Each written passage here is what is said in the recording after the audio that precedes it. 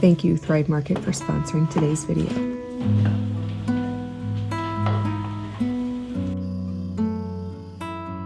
Most homemaking days that are effective start with a little prep work the night before. We have a birthday tomorrow, a very special birthday. So we're getting a couple extra doughs going. We're going to be doing biscuits and gravy in the morning. And then at some point, I want to make bagels and tortillas. So we're doing all whole grain here. I've talked about this many times, but I've switched over to almost entirely whole grain. During Christmas, we did make a few cookies with all-purpose flour, but pretty much everything is getting made with hard white wheat berries right now. And I'm just substituting from my sourdough book 1-for-1 whole grain for where I call normally for all-purpose. It works great.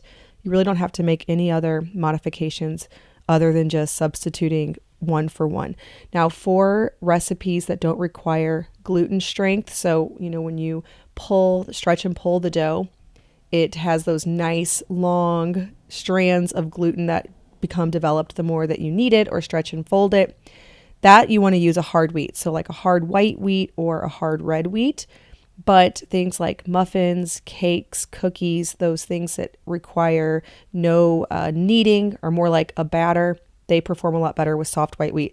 Now, all of my baking life, I've mostly just used hard wheat berries, some einkorn, kamut, spelt, and rye, but mostly just hard white and einkorn.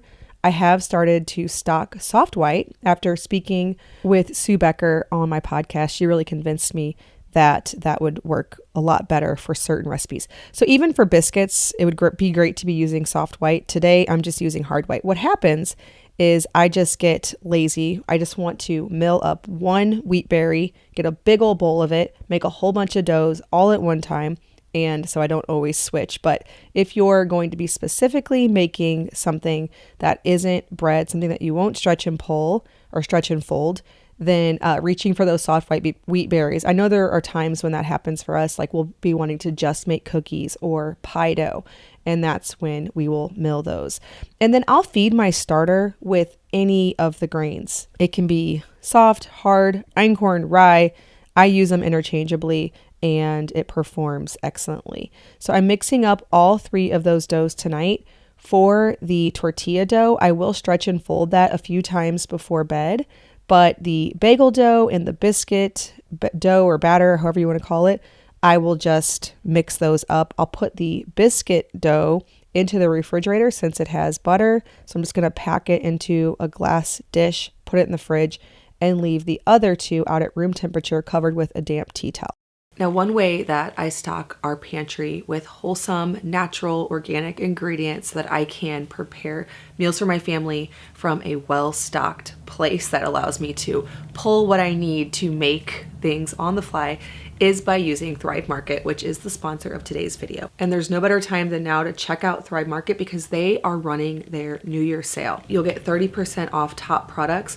Plus, when you use my link, thrivemarket.com/farmhouse on Boone, you'll get an additional 30% off plus a free gift worth up to $60. Thrive Market is a membership-based online grocery store where you can get a lot of things that maybe you can't find locally. If, like me, you live in a small town and they don't sell einkorn pasta there or organic syrup, diced tomatoes, or if they do, it's for an astronomical price. Thrive Market will be a great asset to your kitchen. Thrive Market's website allows you to sort by dietary preference. So if you are paleo, gluten-free, dairy-free, you can make it to where you only see those options. So it's a very straightforward, streamlined, convenient shopping experience. Plus, orders over $49 ship for free, so it comes right to your door. I also like to use Thrive Market for snacks, things that we'll take to our homeschool co-op if we ever need to do a lunch out and about. I can get those avocado oil fried chips. I can get bars with quality ingredients.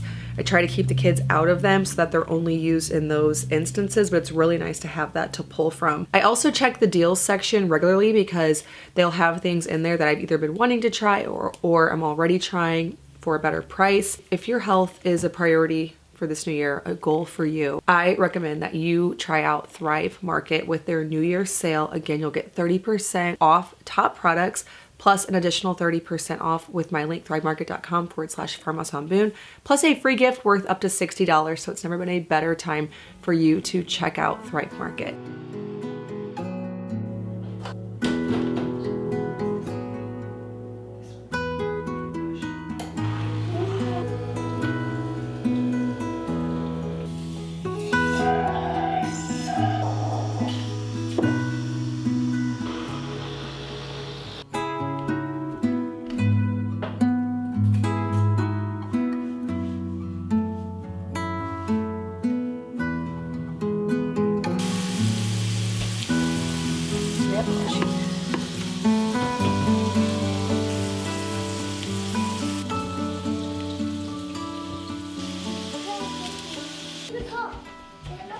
This morning we are making those biscuits. I had a little bit of leftover flour last night after making all the doughs and feeding my sourdough starter. I'm going to pour that into the sausage. I just pour in some flour until it kind of sops up the fat that is in the sausage. Add some milk and salt and then cook it until it's nice and thick. Now sometimes you don't get the balance just right, so you add a little bit more milk or a little bit more flour until it is the consistency and thickness that you like to spread over biscuits.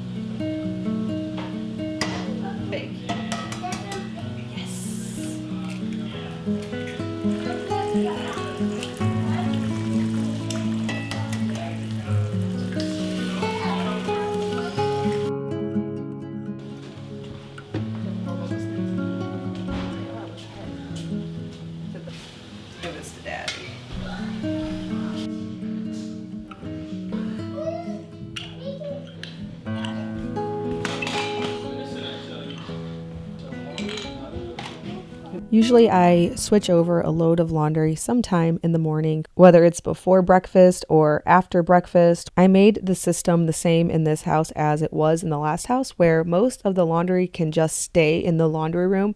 We have 5 different baskets and they're sorted by location in the house of where everybody sleeps. And then I keep the little boys' clothes all just in the laundry room because they can't really dress themselves. So we keep everything that they need right there. So we get them ready for bed in there. We get them ready for the day in there. We put dirty clothes straight into the washer, the dryer. So when it's all said and done, I don't have that much laundry to actually put away. But today I do have a pretty big basket that has accumulated. That happens, I'd say probably about once a week. I need to actually empty the laundry room and put the laundry away so that we don't have too many clothes hanging out in the laundry room. This system works for us. Most days I do make our bed just because I think it's so beautiful, especially in this house that we're in now. The wallpaper and the warm sunlight, it just is charming. And I love walking into a nicely made bed at the end of a long day. Now, Luke and I do actually have a closet in this house. It is a small one, so we can't fit all of our clothes in there, but it's nice to hang a couple things. And then I put some additional storage in a little wicker basket and a dresser. It's not a ton, but we keep our wardrobes fairly minimal, so it's not too bad, but definitely not ample space.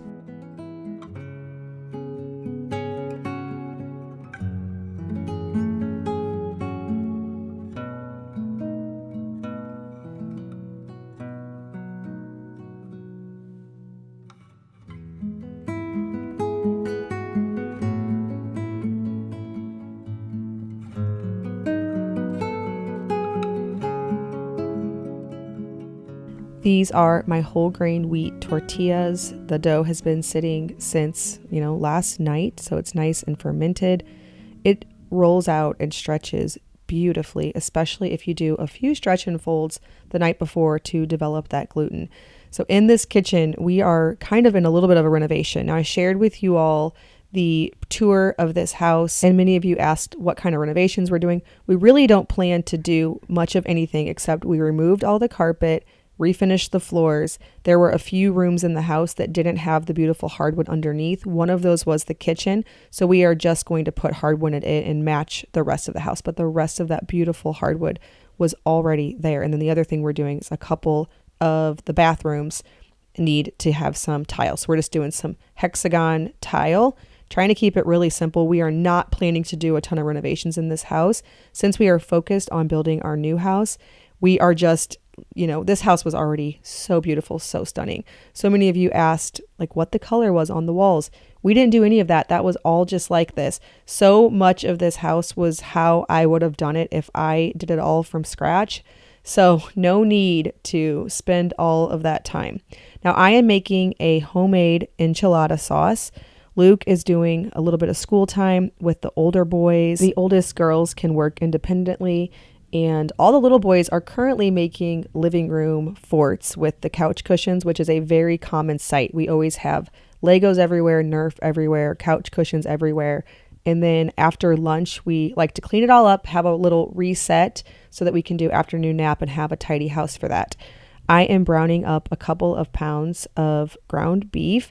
I'm going to make an enchilada casserole. This is something I used to make all the time earlier in our marriage, and I just forgot about it. That happens to me a ton. I will make something for a while, and then it goes off my radar for one reason or the other. I completely forget it exists. But my memory was jogged recently because my daughter made sort of a use up everything in the fridge lasagna.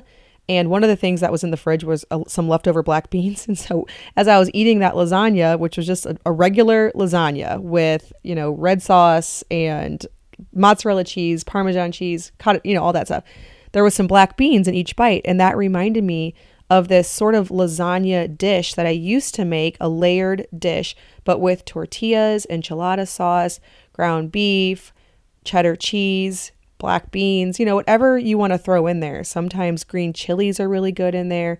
I did some onions and cilantro and cumin. Of course, those whole grain tortillas.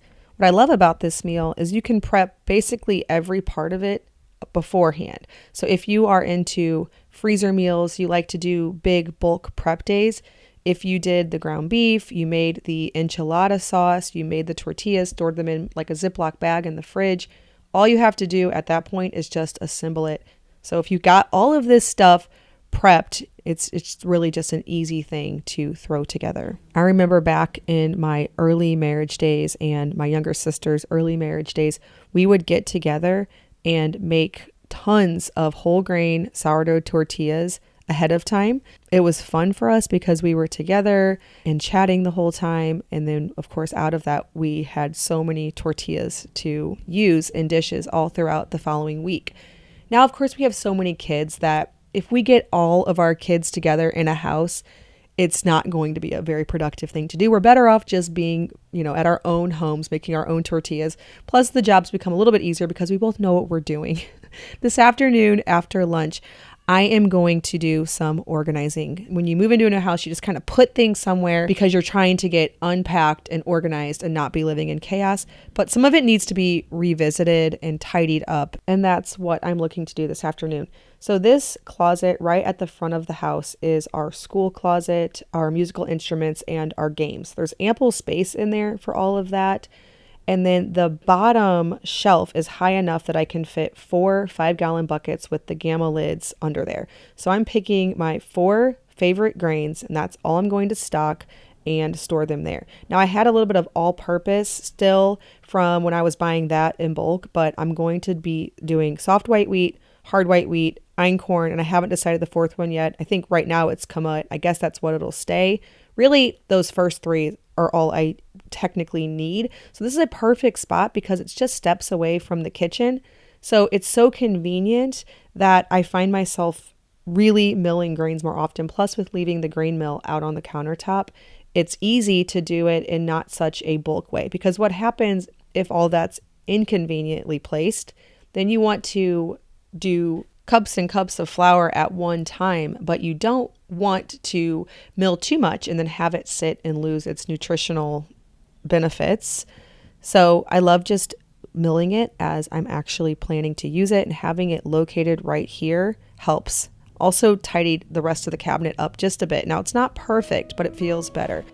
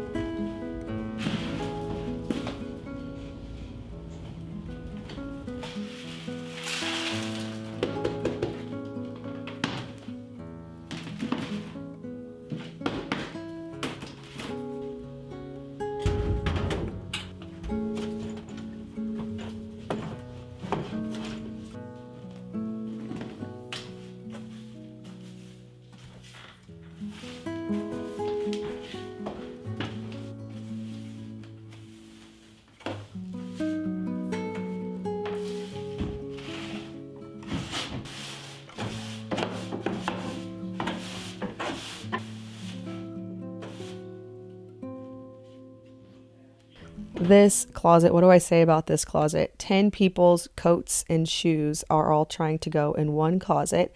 And when we first moved here, I had all of our shoes in totes that fit into the cabinetry that went in our mudroom. But those don't work here because the shelves in this closet are very deep and you have to bend past all the coats to access them. So I decided to stash those away in the laundry room in my massive basket collection spot. I realized that I have so many organizing totes and baskets, and this house has so many closets that I'm not finding any use for them because I don't have really like open storage. So I don't need them, but I'm also not really ready to get rid of them because I don't know how we're going to have everything organized in the new house. Plus, in this house, there's a really easy out of the way spot to stash them all. There's this up high shelf that you saw in the laundry room that there's no way you can really get to it conveniently. So why not stash totes and baskets? At least that's what I'm going to do for right now. And I decided that it makes most sense in the closet to line the shoes, the ones that you're using the most right now that the kids are constantly wearing, line those up. And then I put all of my girls' shoes in the dresser by the front door. So that's a different separate spot to stash them. Me and Luke, we're keeping most of our shoes in our room except for one pair because our room's upstairs. And so sometimes you just want to run outside to take something to the trash can or something and there's no shoes there. So I learned really quick, okay, we can't keep all of them up there, but we also can't keep all of them downstairs. It's interesting when you move to a new house, you learn how you have to work with the house and how you have things set up and organized, and what works in one house might definitely not work in another. Kind of depends on your storage solutions that you have going on and where the front door is and where your room is. There's just so much to consider. And with each passing week, I'm learning better how to keep this home so that we can conveniently operate in the way that we learned to in our last house. I picked up this little table at a thrift shop. I had one for the other lamp and I needed another one on the other side. I just love this sweet little sitting area. And I'm really enjoying making this house just beautiful for the time being. I know we aren't going to be here forever, but it's a lovely home and I am truly enjoying it. We ended up doing other things today. So I did not get to the bagels, but my kitchen is actually quite cool in this house.